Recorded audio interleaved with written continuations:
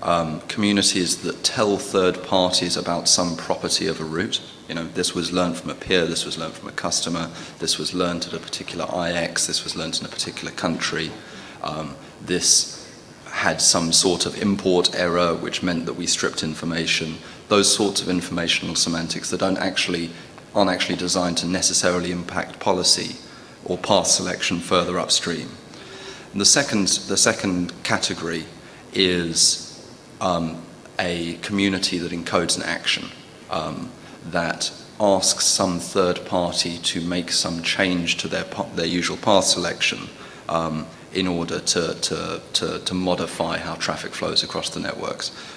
So, for example, we have communities that allow our customers to tag particular routes that they want to use as backup paths to lower the local pref that we import them with, to modify how we advertise them to third-party peers so that we put prepends in certain locations or certain peers at various IXs. A number of networks today allow people to implement remotely triggered black holing using communities. I'll talk on Thursday about why I think that's a bad idea, because we don't have meaningful routing security today, but it's quite popular at a number of places. And it's something that's also, I know, supported at various IXs in the world. And all of those, you can almost consider them commands that to be executed by a third party would form, that would fall into the category of an action community. So where to start when you're developing that kind of a policy? A lot of you guys will already have some semblance of that, but in particular for anyone who provides transit to a third-party network, I would strongly suggest looking at communities as a way to do what I described a little bit earlier, to validate that a particular path was in fact received from a peer and from a peer or from a customer, and to validate using that information that it's eligible to be exported to another peer. If we were all doing that in this room, we would see a very, very small fraction of the route leaks that we currently see on the internet, particularly in this region. Most of the time I see, most of the instances that I see of a third part of a peer leaking transit for one of our paths, it's because of a lack of the use of communities and people relying only on prefix filtering, which is just not sufficient for this purpose. As I mentioned earlier, there are certain communities today that have standardized semantics that are the same wherever they're received on any BGP speaker on the internet. You can go and have a look at the various standards in order to see what those are, but three of the most well-known are no advertise, no export, and black hole. No advertise means don't send this to any other BGP speaker, internal or external. No export means don't let this leave the local AS. And black hole means install this into your FIB in such a way that traffic destined to this prefix will be dropped on receipt. That's quite distracting, Mark. If you haven't already got such a policy documented, I'd suggest this is a good time to do so. A policy that's written around standard communities should be very, very straightforward to extend to allow for the equivalent semantics and possibly richer semantics to be expressed using larger communities as well. And the one is not necessarily a replacement for the other. There are things that you can implement using both methods. There are certain things that you can implement only using large communities. But for the most part, there's a fairly clean mapping between the two, and for the foreseeable future, both sets of attributes are going to be widespread on the internet for a long time. In particular, 1892 does not re-standardize well-known communities. If you're trying to do a no export, you are going to be doing a no export using a 1997 well-known community, forever, possibly. There's no namespace constriction for well-known communities. We've got plenty of space for all of them, and there was no need to go and recreate that wheel and just have two redundant ways of doing everything. And so that has been left out of the new draft. That's one of the very few areas where there isn't one-to-one parity in terms of how these semantics are interpreted. These are a few examples from various different networks. INEX, I mentioned, is a IXP in Dublin. They were one of the very early adopters, as I say. I'm pretty sure they're using this in production today. And this is and there are some other examples from NTT, who are a large transit provider, nominally based out of Japan, but I think they're pretty much everywhere, to be honest. As you can see, there's a current community definition, where in the case of INEX, for example, 43760 : peers AS means announce this prefix to a particular peer at that exchange. I know that the equivalents exist, the equivalent standard community strings exist on NAP Africa and at the INXs, and at the KIXP, I believe, has got an implement. No? Matriki says no. Soon, though. This is a fairly common structure that you'll see at a variety of exchanges, and the equivalent semantic in the case of large communities is simply to say 43760:1: peer AS. Now that looks almost redundantly similar, except for when you consider that in the former scheme, in the RFC 1997 scheme, you have no way of sending that signal if the peer that you're trying to announce this prefix to happens to be using a 32-bit AS number. In the second scheme, all of a sudden you can. And that's fundamentally the problem that this fixes.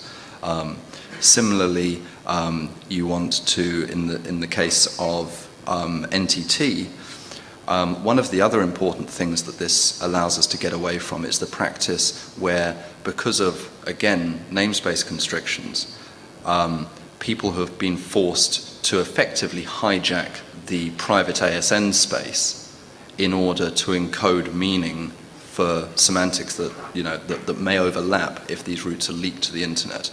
So today, if you're an NTT customer and you want them to not advertise to a particular peer in North America, you can send them 65400: peer AS. Now, in addition to having the limitation that you wouldn't be able to use that if peer AS was 32 bits long, you also run the risk that if that community leaks with the community intact to another network operator, they may also have a semantic for communities beginning 65400, because that's a private AS, it doesn't belong to anyone, no one person is authoritative, and frankly, you shouldn't see that. You shouldn't see that community in the wild. In the worst possible case, someone doesn't know that all of the well-known communities start with a private ASN and they start re-encoding that and all hell breaks loose.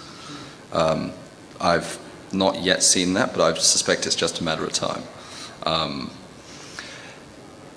Large communities in this case solve two problems. Firstly, again, you're able to send that indication to apply to a peer that's running a 32-bit AS, but also it means that there's enough space that 2914 can fit the whole semantic into the last two fields of the community, meaning they no longer need to effectively hijack the private ASN community space. They're able to say 2914 says the following, and thereby make it globally unique. So even if that community leaks out to the internet, no harm is done, presumably, because you'd have to be fairly stupid if you were acting on action communities defined in NTT's numbering space if you're not NTT. When 1997 was first standardized, I'm going to speed up a lot. When 1997 was first standardized, there was a companion document in RFC 1998 which provided various examples. There is a companion document either in the latter stages of the standards process already, or possibly even recently standardized. I haven't been keeping much of a track on it the last few weeks, which is similarly a companion document to 8092 and describes suggestions and best practices for how operators might go about using large communities in the network. And if there isn't a link further on in the slides, then you can come and find me and I can point you in the right direction to find a copy of that document. First category of communities that I spoke about were the informational ones. It's common to try and stick to a kind of a well-known semantic numbering plan using, for example, if you're talking about geographies, either using the M49 or the ISO standards for identifying countries. That's fairly common, that's what we do, and that's what I know a number of networks in the room do. The global administrator field, in this case, identifies the network doing the importing of that route. And it's particularly useful to be able to provide that kind of information to peer networks and to customer networks that are wanting to implement traffic engineering over your network so that they can pref up a certain category of routes that were learned in a geography that they care about or from over a particular IX that they care about, and down pref others. In addition, informational communities are useful for people who are using tools like the RIS and route views in order to get an understanding of what the topology information that they're seeing using those systems actually means. These are some examples. I won't go through all of those. These are fairly obvious, and the slides are available on the website for you to go through. But essentially, these are three categories of different types of informational communities that were in quite common use. One is used to define where a route was imported with respect to a particular country. The second describes the same thing but with a regional scope. And the third describes from what the relation to the network that you imported it from was. And as I say, that's particularly useful when you're trying to work out what routes should be exported to other peers. There are some pretty spectacularly complicated ones. It's possible you've got enough, all of a sudden we have enough numbering length to encode things like postal codes and GPS coordinates. I'll leave all of this as an exercise to the reader because it's debatable whether that's actually useful in the wild. But certainly for some CDN networks where they're trying to kind of do ultra-localized routing, this can potentially be valuable. Action communities, as I say, are communities that you are sending to a third party with the expectation that that third party will change their path selection policy based on that information. So you're able to, for example, instruct your transit provider not to advertise your routes to a particular subsection of their peers, or to not advertise your route in a particular physical geography, or to prepend the advertisement before they do so, or possibly black hole the traffic altogether if we think that that's a good idea, which I personally think probably not. Again, the global admin field is the ASN that's defining those semantics, and in this case would be the AS that's expected to receive that announcement and act upon it. It would be an unusual situation to have an action community defined in one person's namespace but acted upon by another. That's generally inadvisable, but I have seen scenarios where that's desirable, but that should be considered a corner case that one should think about fairly carefully before doing it. And in this scenario, that middle action field really comes into its own, because instead of hijacking private ASN space in order to encode different types of actions for a particular peer, all of a sudden you have a nice long 32-bit value where you can say lots of things like advertise it, don't advertise it, prepend it twice, do whatever. That's fairly exhaustive actually, but you can come up with fairly interesting examples. Again, these are some examples of things like that, but I'm basically out of time, so I'm going to skip that and leave you to read that later. 2018 needs to be the year where we start integrating this into running code. Before you have running code, you can all sit down and write your policies and define the communities. We're in the process of doing that at the moment. For those of you who haven't seen it before, we've got a very, very extensive set of communities that we publish and we make sure is up to date and authoritative for that purpose, and a number of other operators in the room I'm aware of do the same thing. If you don't do that already, it's highly recommended, especially if you're a transit to other autonomous systems, because that information is as valuable as things like a looking glass in order for people to be able to troubleshoot problems that they're not necessarily adjacent to out on the internet. There are a group of people who are, doing very, very similar talks all over the world at the moment in order to try and drum up interest in this subject. And if you have a community that you would like to try and take this message to in order to make people aware of it and increase the number of people that are asking vendors to get on and implement this stuff, then come and speak to me. These slides are available for use. I'm more than happy to go into a little bit more detail so that you feel comfortable talking about it. And hopefully during the course of next year we can start seeing these popping up on the internet. If you'd like to see them in the wild already, do a query on your BGP speakers for this path. You will see at the moment that it has an unknown transitive attribute. That is in fact a large communities attribute. It's just that this particular BGP speaker doesn't know what it is. The output down the bottom is a bird root server which has a patch which allows it to correctly interpret it, and you can see that the root is correctly tagged with a large community of 15562:1:1. This is a list of the various different implementations and their deployment statuses. As you can see, there are very, very wide-ranging states of readiness. It is not a coincidence that most of the open source projects are ahead of the curve. That wouldn't be the first time, it won't be the last. There is a much, much greater degree of agility that you can put into your development process if nobody's paying you. And a number of the maintainers of these open source projects were actively involved in this standardization process right from the word go, and so there's a lot of coverage there already. The more traditional vendors are in varying degrees of readiness. I know that Cisco has beta code up and running and in a couple of networks. They are much further behind for XE. That's only planned for mid next year, unfortunately. Juniper, I believe, has. Is it actually out now? I knew that it was very shortly to be out. Juniper, according to Andrew, is already done, which is great news. So that should give us quite a lot of coverage. And as you can see, there are various other vendors that have got issues in their systems which are being tracked, and some of them have indicated firm release dates. Oh,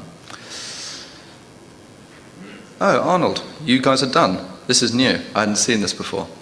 So at DECIX, you can presumably now, that presumably means that you can now use large BGP communities to signal to signal root server policies across the root server.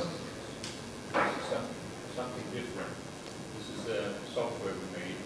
Oh, I see. That's the BGP implementation. You also can get a report with our run server. Okay, that's excellent. So that's at least 2 IXPs that we know of, and hopefully that list will grow very rapidly from here. One of the nice things about the community involvement that we've had is that in addition to actual BGP speakers that live on routers, the whole of the ecosystem is developing quite well. So there are things like parsers for TCP dump and Wireshark that are readily available now. PMACT, which is a NetFlow collector and aggregator, has support for large communities, etc., etc. There's the whole of the ecosystem that needs to be up and running in order to support this usefully in the wild is pretty much ready to go. I am pretty much out of time now, so I'm going to have to skip over the rest of this, unfortunately. If you have any questions on this, please come and find me. If there's questions about specific router code that you'd like to know about because you're interested in your particular vendor's implementation status, I may be able to give you some information of that or just point you in the right direction. And if you have not already done so, I would urge all of you to go away and start working on your community policy. And while you're doing it, in parallel, bear in mind that this is going to be in production in the very near future. And you need to be writing that policy with this in mind from day one. And go speak to your vendors, because this shit's important. Thank you.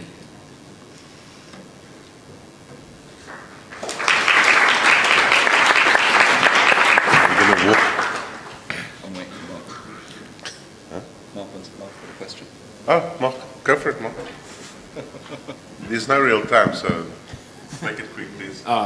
Thanks, Ben. Mark Tinker, CCOM. While Ben and I were doing some unmentionables a few days ago, he had said something about hijacking the conferences /19 to prove a point. I'm not sure if it's related to this or if that's something that we That's could show Thursday. us. I'd like to see that. That's Thursday. Is that Thursday? That's Thursday. Then come back on Thursday.